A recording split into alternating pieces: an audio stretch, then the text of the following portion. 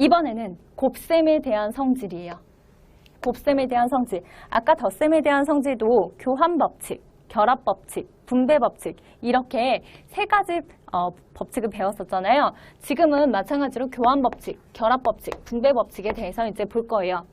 자, A, B라고 하는 거, 교환법칙은 위치 바꾸는 거라고 했었죠. 위치를 바꾸는 거. 그러면 BA하고 AB하고는 어떻다? 같다. 자, 이거는 이해가 되실 것 같고요. 자, 예를 들어서요. 이런 거 한번 볼까요? 5 곱하기 3이 있고요. 3 곱하기 5가 있어요. 두 개 다 값이 몇이에요?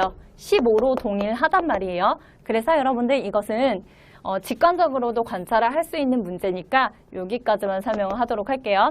자, 중요한 것들은 선생님이 강조를 하긴 할 거예요. 이거 중요해. 진짜 꼭 알아도 이렇게 설명을 하긴 할 건데 지금처럼 딱 봐서 알만한 것들은 최대한 좀 생략을 하고 넘어가려고 해요. 그래야지 여러분들이 어떤 게 중요하고 어떤 것들을 좀 중점적으로 봐야 되는지 시간 같은 것도 선생님이 좀 절약을 해줄 수 있을 것 같아서 그런 전략으로 가기로 했습니다. 자, 이번에는 여기 있는 괄호가 A, B에 이렇게 묶여 있어요. A, B에 괄호가 묶여 있는데 A 제외하고 B, C에다가 이렇게 괄호를 묶어 놓더라도 이것들은 같다라는 거예요. 왜 같은지 한번 볼까요? 자, 괄호 없애볼까요? A, B, C가 이렇게 돼요. 여기 있는 괄호도 없애볼까요? 그랬더니 A 곱하기 B 곱하기 C가 돼요. 값이 같다라는 거 확인이 되고 그럼 여기까지도 결론이 나오겠죠. 굳이 그러면 이런 것들을 괄호를 써서 표현할 필요가 있을까 없을까? 없어요. 그래서 이것들은 차라리 이렇게 괄호를 쓰지 말고 곱셈으로 되어 있는 것들은 그냥 괄호를 풀어서 써버리자. 여기까지도 갈 수 있을 것 같아요. 다음, 분배법칙이요. 자, 분배법칙 이거 되게 중요합니다. 되게 중요해요. 중요하다고 선생님이 강조를 했어요. 자, 분배법칙. 나눠준다라는 이런 의미를 갖는 거죠. 나눠주겠다? 골고루 나눠주겠다. 이런 정도로 생각하시면 될 것 같고요. A라고 하는 놈이 있는데 여기는 B와 C의 합에다가 A를 곱한 거예요.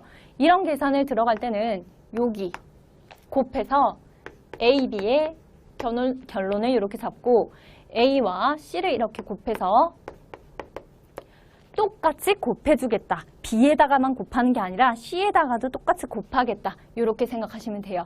그럼 여기 있는 결론에다가 이 가운데 있는 항은 어떤 부호를 따라가야 되냐면 A, B에다가 더하기 여기 있는 부호 그대로 따라가시면 되는 거예요. 거기에다가 A, C를 이렇게 더했다. 그런 의미.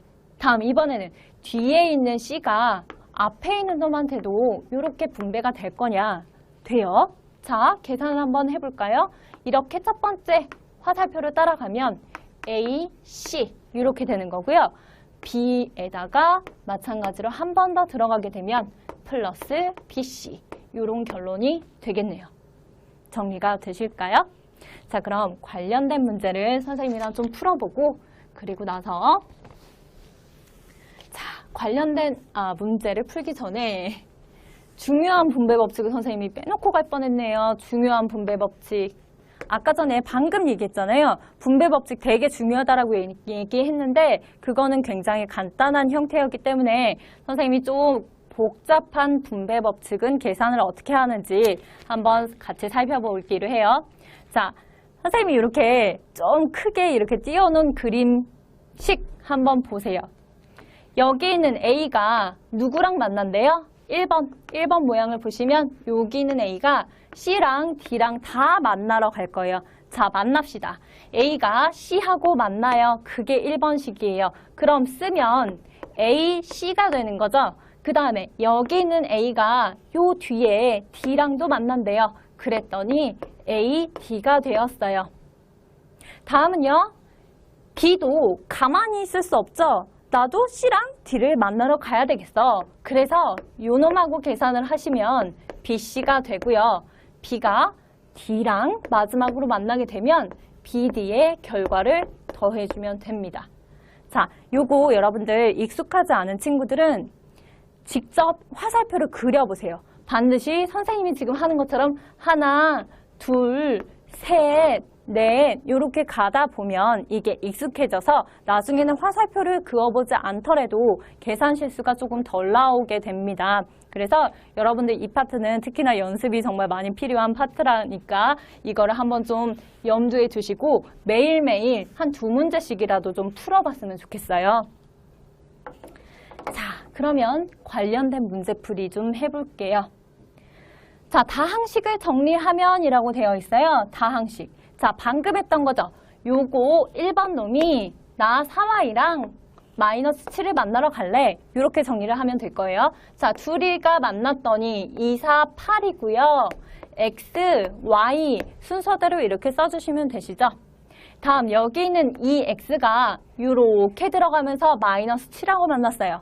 부호부터 먼저 결정을 해주셔야 돼요. 플러스 값하고 마이너스 값이 만났기 때문에 부호는 마이너스, 그 다음에 2, 7에 14죠. 14x 이렇게 오시면 되고, 다음 1도 가만히 있지 않아요. 만나러 갑니다. 자, 4y가 될 거고요. 1이랑 마이너스 7 만나서 마이너스 7까지 이렇게 써줄 거예요. 선생님이 이제 동류항이 있나 없나 이렇게 살펴봤더니 종류가 같은 동류항은 없어서 여기까지가 그냥 답이 될 거예요.